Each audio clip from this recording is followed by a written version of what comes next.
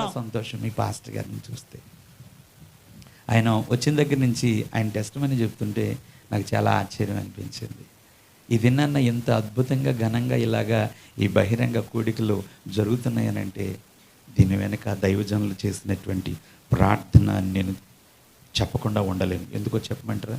From the బిగినింగ్లో ఆయన ఒక్కరే పని చేసుకునేవాళ్ళట. అవునండి, from the beginning. First meeting ఆయనేనమ్మా, రెండో మీటింగ్ ఆయనే, మూడో మీటింగ్ ఆయన. ఇవన్నీ చూసి నెమ్మదిగా ఇది నాన్న 59 కదండి, 59వ కూడికకు వచ్చేటప్పటికి నాకు మీకంటే ముందు నేను వచ్చాను. ఆ యవ్వన బిడ్డలను చూసేటప్పటికి నాకు ఎంత సంబరం అనిపోయిందో. హల్లెలూయా.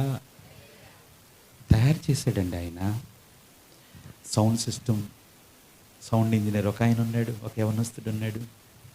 అంతేకాకుండా కెమెరా ఇంజనీర్ ఇక్కడే ఉన్నాడు అనమాట. ఇతను ఒకడు ఉన్నాడు. అసలు ఆ చిన్న పిల్లోడు తబలా కొడుతుంటే పిచ్చెక్కిపోయింది.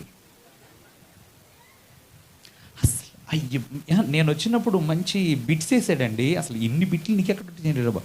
నాన్న ఏం చదువుతున్నావు నాన్న అంటే 6th క్లాస్ సార్ అన్నాడు. 6th క్లాస్ చదువుకుంటున్నా నువ్వు ఇంత అద్భుతంగా టాలెంటెడ్గా కొడుతున్నావా? ఎంతకాలం అయింది నాన్న నువ్వు ఇలా కొట్టడానికంటే 1 సంవత్సరం పట్టింది సార్. అంటే అర్థం ఏంటి? 5వ తరగతి నుంచి వాడు ఏం చేస్తున్నాడండి? ఆ తబలా ప్లే చేస్తున్నాడు. Really great. ఆ కాంగ్రెస్ట్ ఇంకొకడు ఉన్నాడు. లోనకు చూస్తే ప్రొజెక్టర్ ఉంది కదా, ప్రొజెక్టర్ డైరెక్టర్ ఇంకొకడు ఉన్నాడు. వీళ్ళందరూ ఇంజనీర్లే. ఒకటి కెమెరా ఇంజనీర్ అయితే, ఒకటి సౌండ్ ఇంజనీర్ అయితే, ఒకటి తబలా ఇంజనీర్ అయితే, అక్కడ ప్రొజెక్టర్ ఇంజనీర్.